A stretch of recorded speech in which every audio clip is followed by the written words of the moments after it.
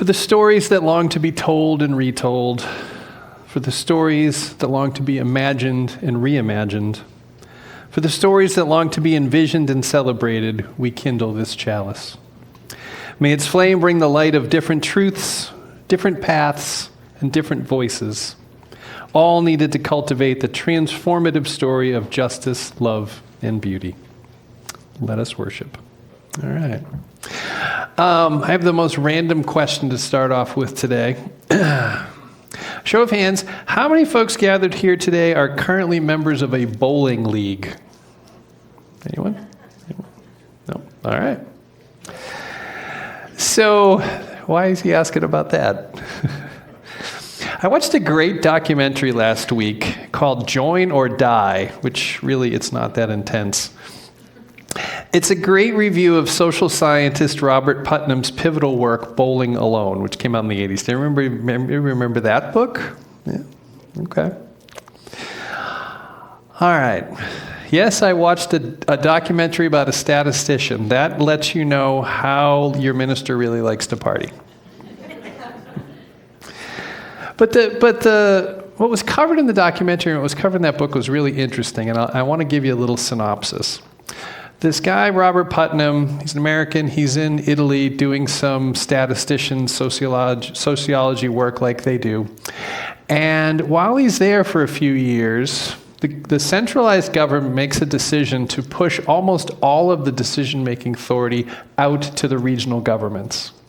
And being a statistician, he said, oh, what a great opportunity. There's a significant social change happening here. I can do some studying about what happens, what things look like before, and what things look like afterwards. This is how social statisticians think. And so what he was studying, what he was really interested in was the outcomes that different governments had for society, the markers of success in society. Are people educated? Are they fed? Are they housed? Are they safe? Etc.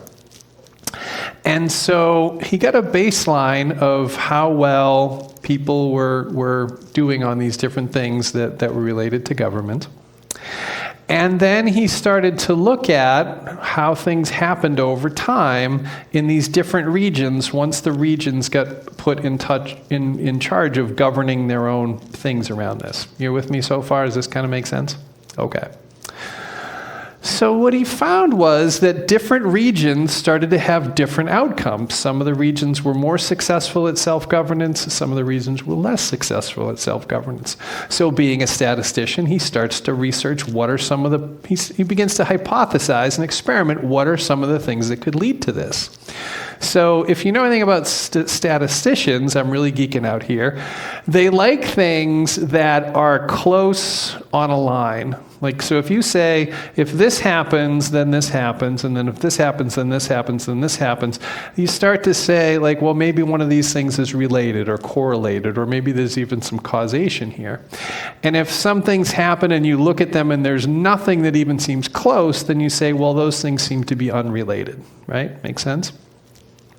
So he started to look at all of these different things that were different about these regions. And he said, well, maybe it has to do with how much wealth a region has. Maybe the wealthier regions will govern themselves better than the poorer regions. Nope, turned out not to be the case. He said, well, maybe it has to do with availability of education. Maybe the regions with higher education levels will perform better than those with lower education levels. Turned out there was no correlation. So he started looking at all these different things, and he couldn't find anything that sort of was the thing. And he happens to be in this small town, whatever, in somewhere in Italy, and this whole town gets together to sing together. It's a big choir community. And he started to look at, and he started to notice some things about this town, and they tended to keep coming together. And so in his statistician's mind, he said, well, I wonder maybe if there's something I can look at that has to do with how cohesive small communities are and how people come together, how often people just come together socially. And sure enough, he started to do his research. And what he found was it was almost a one-to-one correlation. The communities that tended to have more places where people tended to come together in community, whether it be to sing or to go to church or to bowl or to do anything else like that, he found that that was what correlated almost apples to apples to the success of how they self-governed. It was interesting. So then he actually came back here. It was around the early 80s. He actually, he published a book. He got there was a lot of people that said, yeah, that kind of makes sense. He tracked that kind of stuff over the changes in the American landscape from the 30s and the 40s, which saw a huge uptick in social cohesion, which is the whole bowling alone. Bowling leagues used to be a whole thing. People joined the Elks Club and the Kiwanis, and they were active in church. Government started to actually be able to do a lot of different things. And then he started to track a move towards individualization and away from communal things. And he started to track some of the challenges that we see in our society. So, does that sort of resonate as a story about maybe sort of an explanation of kind of what we're experiencing in the world today? It sort of did for me. I'm not a social scientist, I'm not a data person, but I am a Unitarian Universalist, which means I take things that I've learned and I look at current events and I try to make sense of things and I try to make my best guesses about what's going on and then therefore what should I do in the world. So I don't have any specific data on this next thing that I'm about to say, but I bet I could find some and if I take a look really hard. I'd like to make a guess that in addition to overall declines in civic engagement, including church attendance, I'd be willing to bet that engagements in things like church attendance by progressive-minded folks is down even more than in the general population.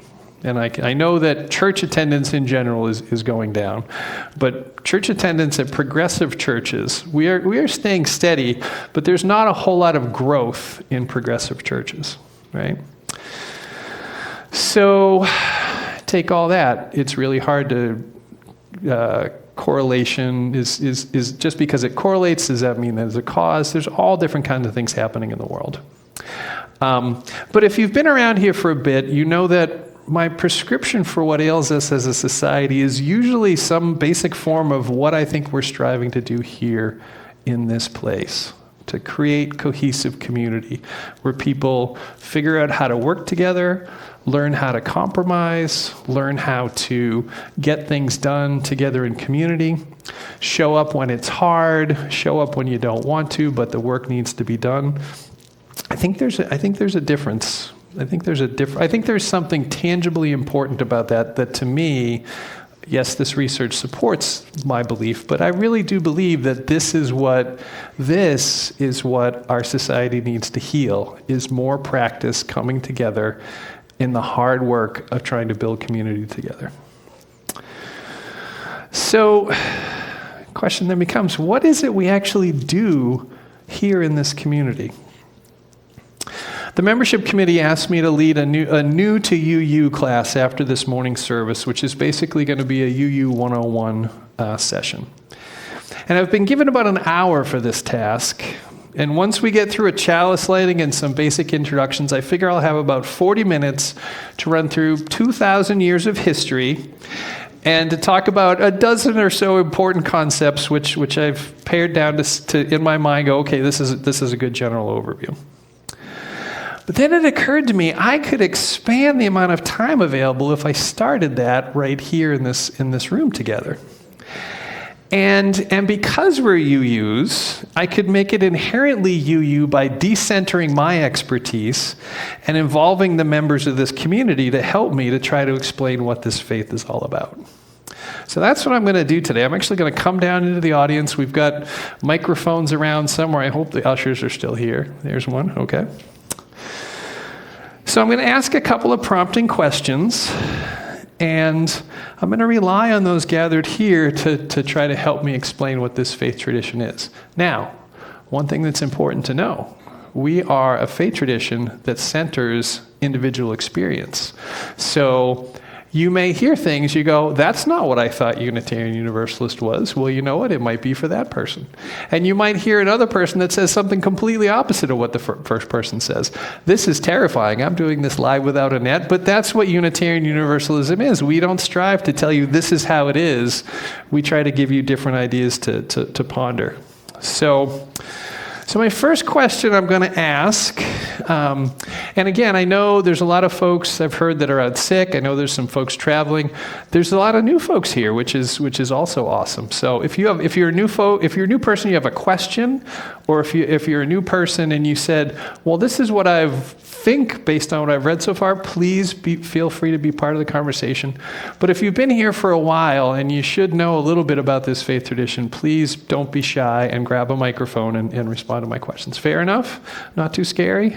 Okay. We're all just walking each other home, and we all have different perspectives to bring in, so everybody can fit in here.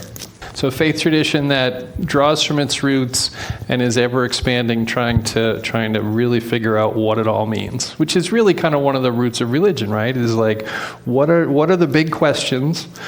Where did we come from? How do we get here? Where are we going? Therefore, based on the answer to those two things, what should we do on the way in between while we're here? Those are really kind of the big religious questions. I walked into a 2 weeks into being a chaplain. I knew nothing about anything, and they throw you into rooms with sick and dying people and say, okay, go learn.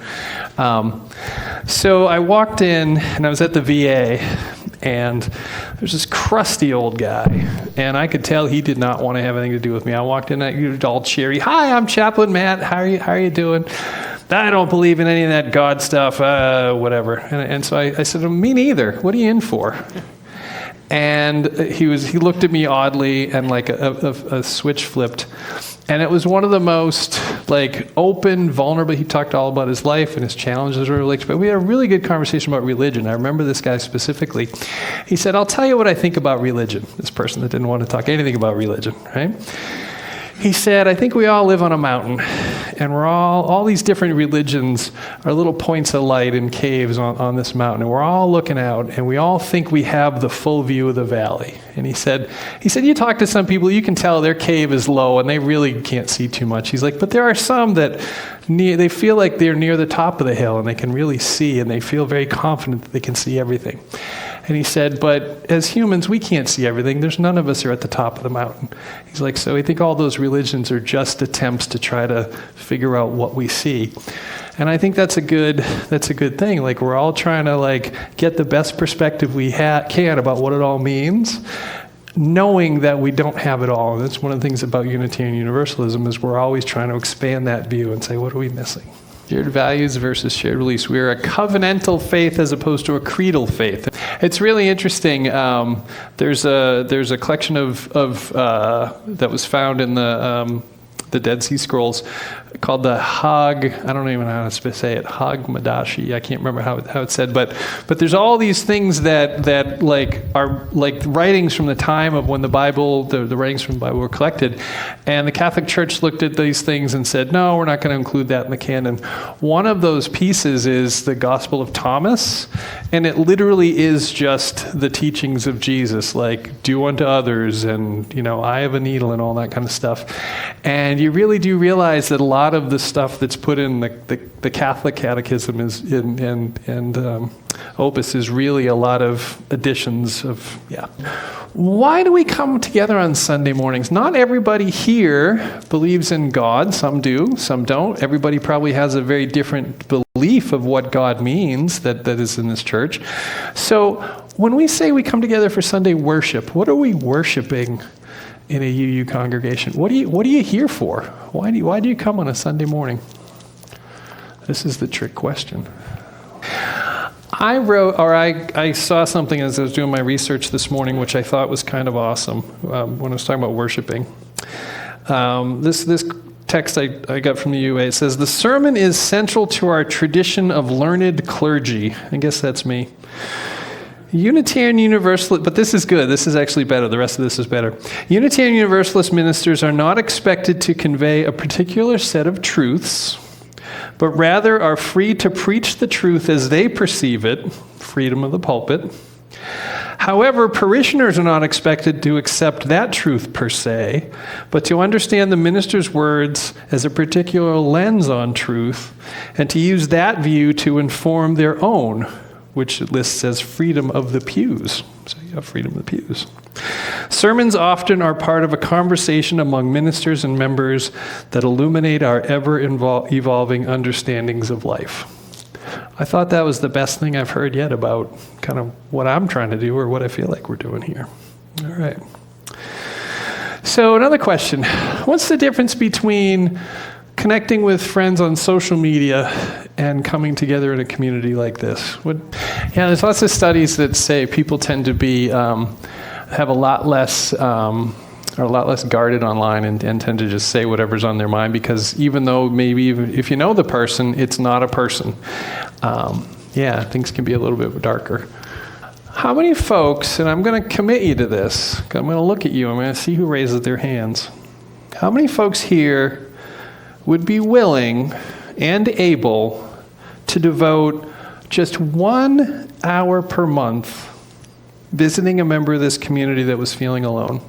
How many people would be willing to do that? My daughter, when she was 11 or 12, she started getting online. I'm like, I'm terrified about this. And at 12 years old, I'm like, I'm worried about who you're going to meet. And she goes, oh no, Dad, I've got this. I was like, okay, tell me. And she's like, well, I just go to the communities that are into what I'm into. And if there's somebody that's that's kind of being a jerk, we just sort of cut them out. And she's like, and if I go to a community where everybody's being a jerk, then I just go to a different community. And I was like, well, that sounds really good. She's learning how to determine behaviors and who she wants to be with and how she wants to do. But then I also think that's not real, right? Because the heart and there's so many different things about social media which I think have drawn us away from community, myself included, right? Social media, you get to find your tribe, your people. These are the people that are into whatever wackadoodle thing that I'm into, right? These are the people that share my beliefs. These are the people that sort of think like me. Here's my people. This is great. Like you said, if one of them gets sick, though, I'm not really connected to these people. They've got their problems. I've got mine, right? If I fall down, they're not gonna pick me up, right? I can go on social media and interact with these folks whenever I want. If I want to go on at 2 o'clock in the morning, I can find the person that has the random thing that I'm really into that's awake in Bangladesh, and we can have a connection. In-person community has so many sort of analog things that seem old school, right? You have to show up. You actually have to put on clothes and get out of your house and show up. To do anything other than just show up, you've got to make plans with other people. Let's get together on Tuesday night and talk about grounds or talk about music or talk about whatever. Somebody that shows up at that meeting might be somebody that you don't necessarily like so much. You know, they're too loud, or they don't say they don't do what they say they're going to do. They don't follow all the things that were on that how to be a good friend list, right? Being in community is figuring out how to work through that. Either how to help them learn the lessons they need to become a better friend, or just learn how to love them through the challenge of working together with them. Being in community in person is way harder than it is on social media. But who's been here for a long time that feels like there are benefits that you get from this community that you could not ever have gotten online? Yep, everybody. So I shared this. I really wanted to talk about this today. I know we have some new visitors here. The point I really wanted to get to, I called this... I titled this sermon, Protest and Change, and I make those titles up months ago. And then after the election, we started to get some feedback from the worship group that said, we're tired of talking about politics. Don't talk about politics anymore. So I started to talk about this, which is community and community building, which in my mind is the recipe for making our politics better. So I snuck that in here anyway. But somebody did talk about that we come together and we do things together that are for the betterment of the world. And there is definitely an element of Unitarian Universalism, which is about, okay, we come together, we search in ourselves, we find our things, we make connections, and then we try to go out and make the world a better place. It all starts with an individual, and each of us needs to get what we need to do to survive in the world. We need food, we need shelter, we need social connection. You come into a place like this, you search, you gather resources to figure out how to strengthen your spirit, how to be well-grounded, how to be healthy, how to interact with different types of people. You become stronger. You become surrounded by a safety net of people, so maybe you have a little bit more confidence that you can take some risks in life. And then we begin to start to say, what can we then do collectively to go out into the world and make a positive impact in the world? I think that's kind of the nexus of what we're trying to do. So the last words that I wrote on the page here is a reminder that ours is a living tradition. You'll hear that word, you'll hear that phrase sometimes. It means that we are not static. We do not say this is how the world is and how the world shall be forever. We are constantly changing and evolving. And what that means is that what we do together, what this community does together, will actually has the potential to change the shape of our faith in the future. So I will leave you with these questions. Who are we? Who are we becoming? And what will our collective impact be in this world? Let us see. Thank you. May the stories we create honor our ancestors, prove worthy of our children and our children's children, and tell of connection and compassion in this present moment.